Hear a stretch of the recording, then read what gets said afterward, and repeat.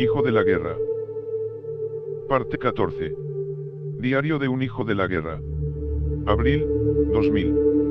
Los balazos rebotaban contra el piso y los muros, al tiempo que crecía el sonido de los lamentos. Betancourt descubrió una escalera de servicio que conducía hacia un segundo piso. Esa vía estaba libre y el Lazca dio autorización para que se utilizara. Rejón y yo seguimos a Alejandro y así fue como obtuvimos ventaja. En la segunda planta hallamos 6 cuerpos tirados. La estaca se reagrupó frente a una puerta metálica, detrás de la cual se habían escondido los últimos sobrevivientes. El Hammer voló las bisagras y todos ingresamos cuando el eco de la detonación dejó de escucharse. Aquel cuarto era más grande de lo que habíamos imaginado, había hartos paquetes con droga.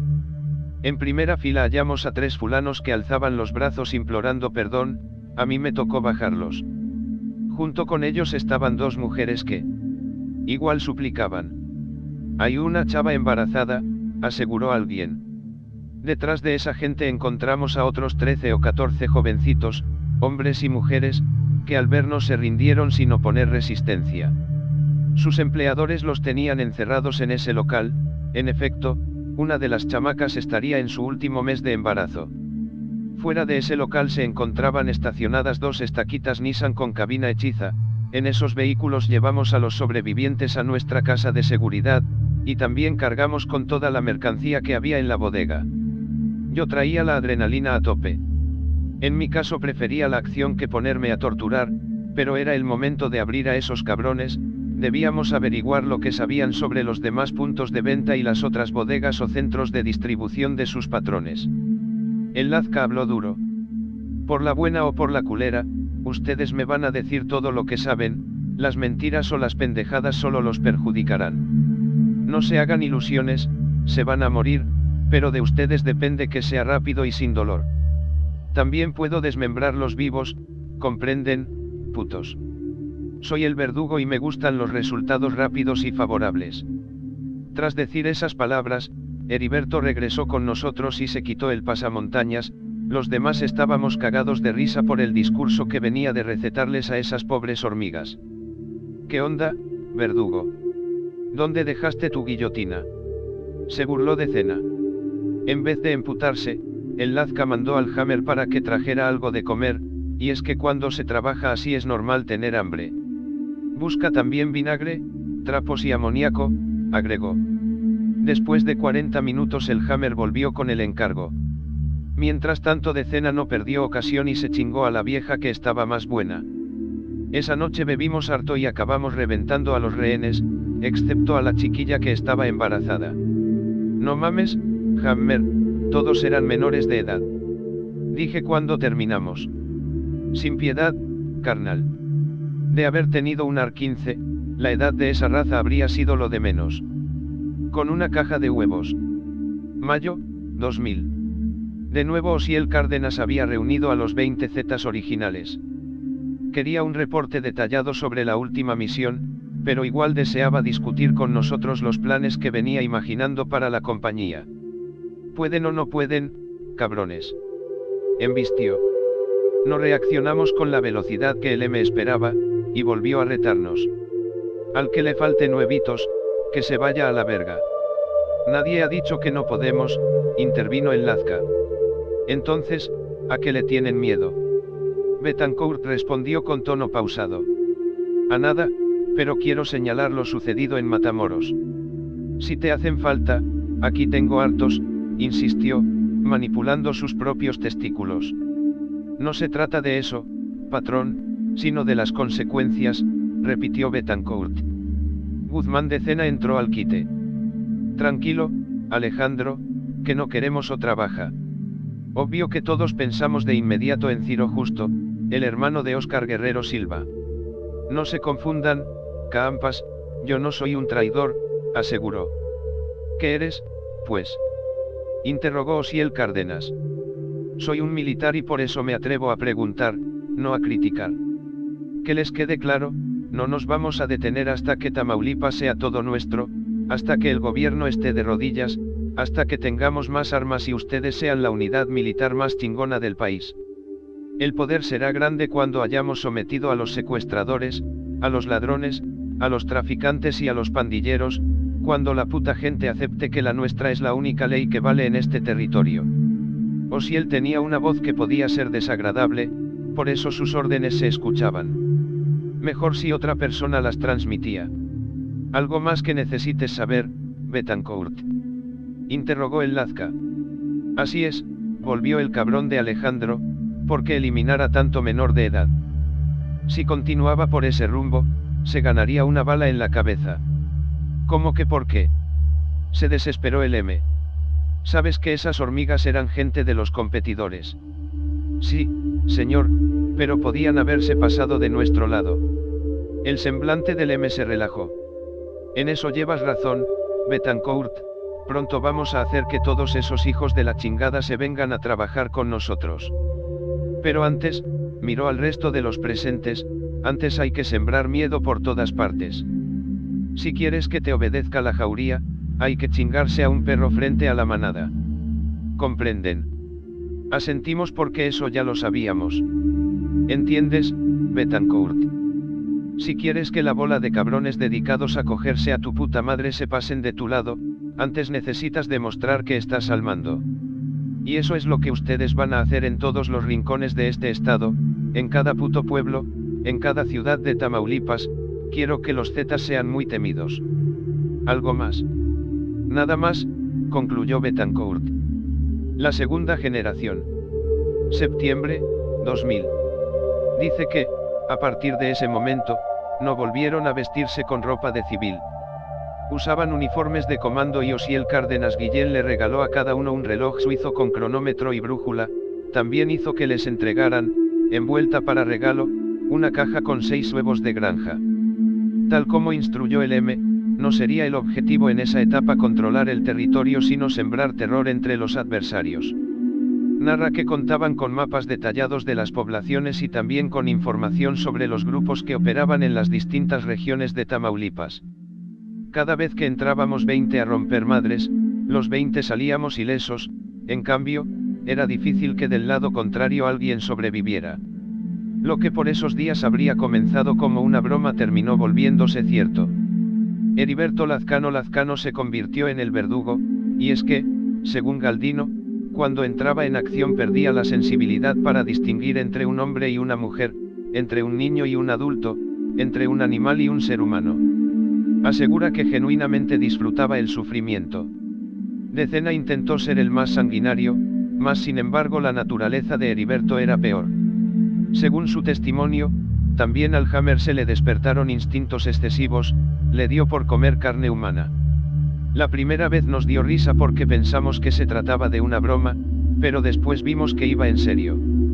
Con el cuchillo de sierra rebanaba pedazos de muslo y nalga, o trozos de cachete que luego freía en el sartén. Por aquellos días reclutaron a la segunda generación de Zetas, así llamaron a los 500 efectivos entrenados por los fundadores. En la calle había mucha gente inepta, faltaba profesionalismo en los cuerpos de policía y también en la tropa militar. Si queríamos darle la vuelta al desmadre que se vivía por todas partes, debíamos entrenar a un chingo de cabrones para que se nos parecieran. Afirma que no fue complicado conseguir gente porque la paga era buena. Osiel Cárdenas propuso que cada uno de los Zetas originales creara su propia estaca, es decir, que cada uno reclutara a otros 20 Zetas, los formara y transmitiera la ética de la compañía. Narra Galdino que contaron para ello con una nómina grande. Nadie ganaba tanto dentro de la policía y tampoco entre la tropa. Le echamos ganas e imaginación para anunciar la oferta de trabajo. Presume por ejemplo que colgaron mensajes en los puentes peatonales con el siguiente texto: paren de sufrir, militares, policías federales y soldados. Únete a los Zetas, aquí te pagamos en dólares, ofrecemos prestaciones, seguro de vida, casa para tu familia y colegio para tus hijos. Deja de vivir en vecindad y de subirte al camión, con nosotros escoges tu carro o camioneta del año. ¿Qué más quieres? Tamaulipas, México, EUA y todo el mundo. Galdino Mellado afirma que también utilizaron los periódicos locales para reclutar al nuevo personal.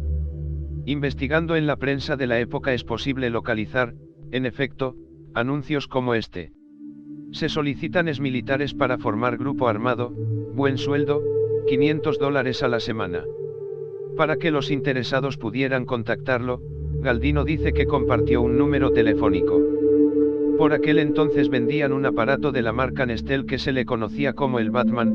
Recuerda que no paró de sonar durante los siguientes días. Mucha gente llamó diciendo que estaba interesada. Pensé en bautizar a mi estaca con el nombre de Alfredo Ríos Galeana, pero los más jóvenes no tenían idea de quién era ese señor, así que la terminé llamando Los Escorpiones. Al final seleccionó 25 individuos con potencial para ser parte de su estaca. Dice que, cuando obtuvieron su primera paga, los nuevos reclutas bromeaban con que ahora sí dejarían de comer sopa de fideos y sus hijos tendrían por fin vacaciones.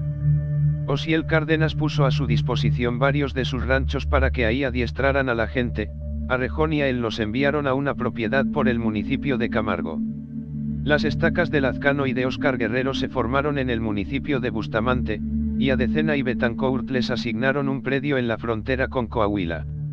Alardea Galdino que el arsenal del que disponían era impresionante.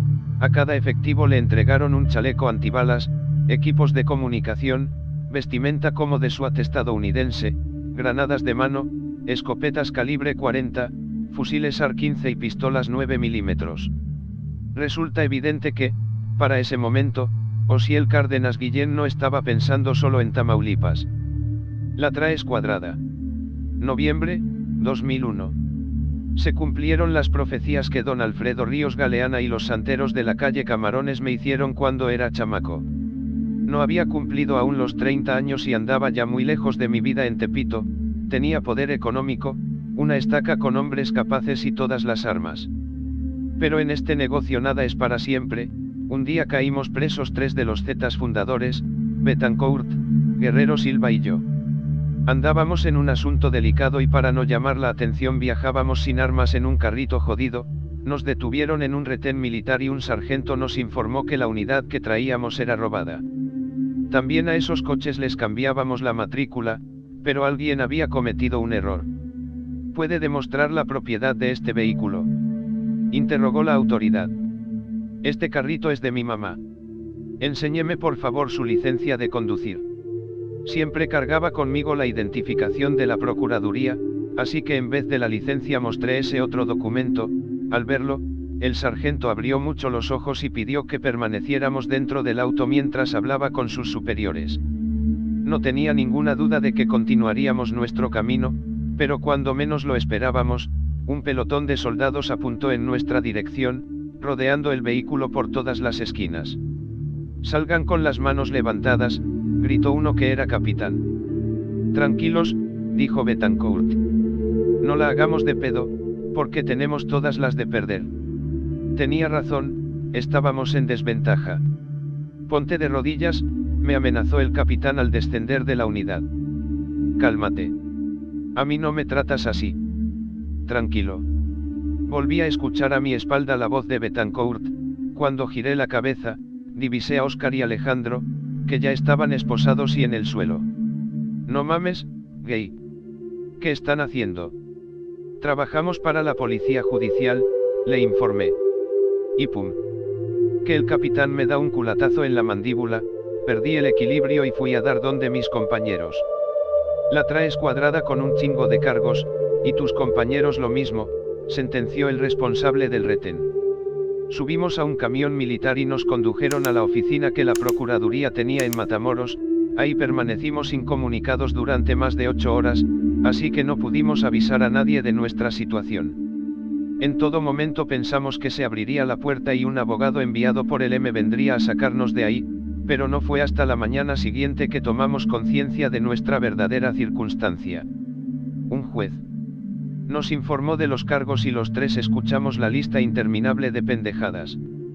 Se nos acusaba de robo de vehículo, portación de arma prohibida, asociación delictuosa, comercio de estupefacientes y no sé cuánto más. Solo faltó una denuncia por haber viajado a la Luna sin permiso de la NASA. Bien mansitos, porque no nos quedaba de otra, a media mañana fuimos conducidos a la prisión estatal, ahí dentro nos ficharon y también dejamos nuestras pertenencias, incluido el rosario que me había regalado Alfredo Ríos Galeana más de 20 años atrás. Yo sabía que podíamos hacer una llamada, así que empecé a joder para que me dejaran hablar con mi mamá.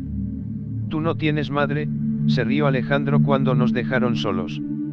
Claro que tengo y está bien buena, puto. Todavía traía buen humor porque confiaba que, en breve, alguien vendría a ofrecernos una disculpa y luego nos permitirían salir de ahí. En cambio, Óscar Guerrero se miraba jodido.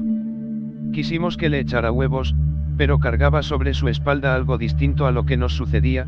Desde hacía tiempo había yo notado que la culpa le iba creciendo como un tumor dentro del cuerpo.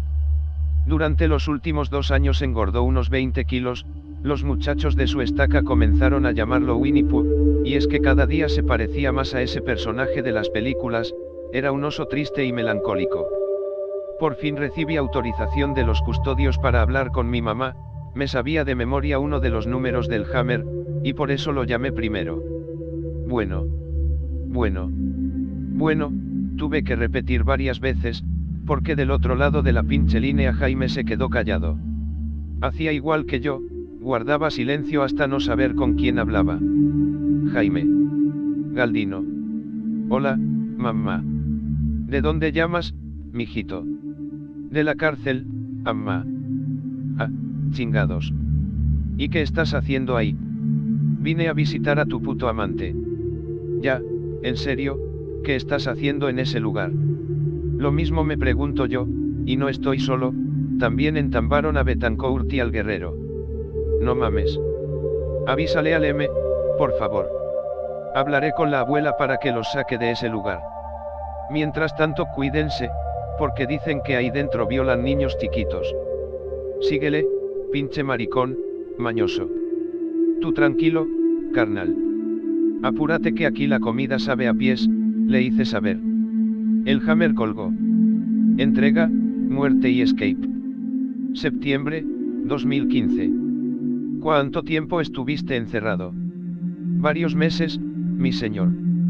¿Cómo fuiste a dar ahí? Está escrito en los papeles que le di. Andábamos Betancourt, Óscar Guerrero y yo en una misión, cuando nos hicieron la seña de detenernos en un retén, como íbamos vestidos de paisano y llevábamos un carrito chafa, los soldados se pusieron roñosos, y luego de ver nuestras identificaciones la cosa empeoró. No que estaban arreglados.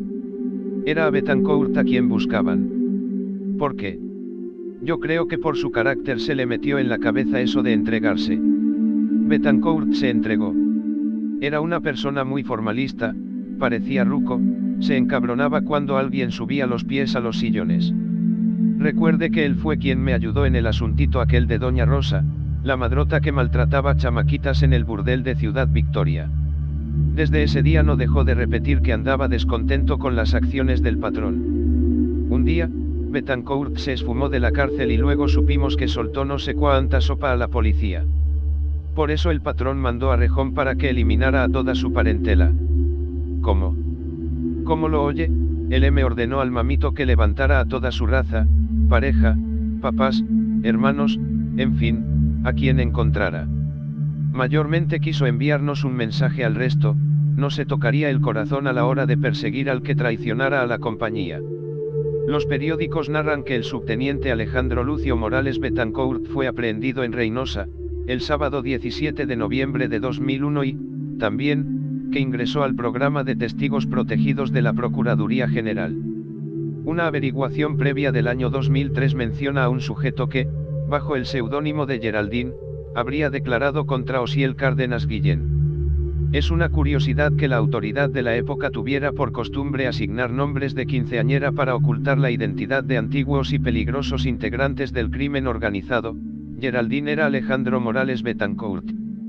Tiempo después, Jesús Enrique Rejón Aguilar, alias el Mamito o el Z7, confesó ante un juez texano que, en efecto, recibió instrucciones para asesinar a la familia de Betancourt. Sin embargo, aseguró que no se atrevió a cumplir la orden porque consideró que los parientes de aquel colega no debían pagar por lo ocurrido. La verdad es que en Matamoros me trataron a toda madre, la pasé de vacaciones. Lo mejor fue que Lluvia me hacía visita conyugal cada vez que dejaba su trabajo en Victoria. Tuve habitación de lujo y podía hacer con mi tiempo lo que me diera la gana, dejaban entrar mujeres, teníamos comida, cigarros, televisión, bebida, y hubo días en que incluso pudimos darnos una vuelta fuera de la prisión. ¿Cómo escapaste? Fue Rejón quien me dijo que nos mantuviéramos tranquilos, había que ponerse vergas porque la banda utilizaría medios de distracción para sacarnos de ahí. Éramos buenos para ese tipo de estrategia, fingir que vas por una cosa, y sacas otra. Las explosiones comenzaron como a las 11 de la noche. Todos los reclusos estaban dormidos menos nosotros.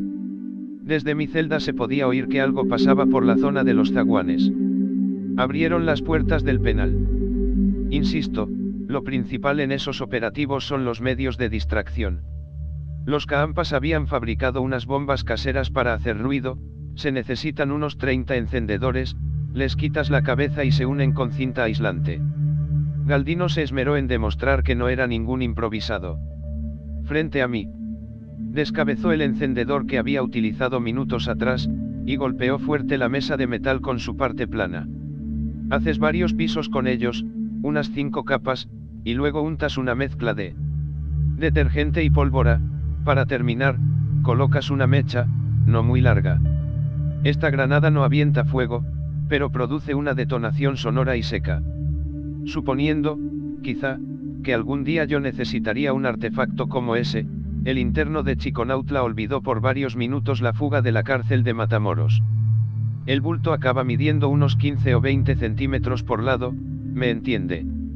Mientras con las manos esculpía en el aire el explosivo, asentí con tedio porque ya me había acostumbrado a las exageraciones de mi interlocutor. Entonces Galdino volvió al tema que nos ocupaba. Desde luego que el Lazca y los demás ya estaban dentro de la cárcel cuando esas bombas estallaron, llevaban uniformes de la Agencia Federal de Investigación y habían traído ropa reglamentaria para que el Winnie y yo saliéramos. Rejón y el Hammer fueron los primeros en llegar al piso donde estaban nuestras celdas. Galdino.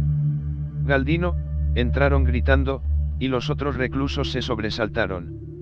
Ahí pocos sabían de mi importancia en el medio, veían que tenía una buena vida, pero eso es fácil de obtener en el reclusorio si tienes luz. En cambio, les asombró que una estaca de gayes vestidos de negro viniera a rescatarnos, y comenzaron a decirme que los llevara conmigo. El Hammer me entregó una pechera, una chamarra y una gorra, lo mismo que a Guerrero, dejamos de ser prisioneros y pasamos a convertirnos en la policía que contendría el motín. Y los custodios. Unos sometidos y otros, la mayoría, salieron francos esa noche. Todos arreglados. Asintió y siguió contando. Las detonaciones sirvieron para hacer cine. Hasta salimos en televisión, pero la verdad es que todo estaba arreglado desde antes. Nada más no previmos que otros internos se escaparían también, cuando nos empezaron a sacar, vinieron detrás de nosotros y los custodios no sabían cómo reaccionar. Esa parte no estaba pactada, y faltaban uniformes para todos. Al llegar a la calle, le exigí al Hammer que no me subiera en el mismo vehículo con esas hormigas, si algo malo pasaba, que a ellos se los llevara la chingada. La fuga a la que Galdino hace referencia había sucedido la madrugada del viernes 27 de diciembre de 2002. 22 empleados del penal de Santa Adelaida fueron consignados después por un juez como responsables del incidente. El periódico La Jornada reportó el hecho con este texto. Libera grupo armado a presuntos narcos de la cárcel de Matamoros. El comando irrumpió de madrugada, sometió a 46 custodios y se llevó también a una reclusa. Según testimonio de un guardia, los sujetos se ostentaron como miembros de la unidad especializada contra la delincuencia organizada. Hijo de la guerra. Fue presentado por Voces del Narco.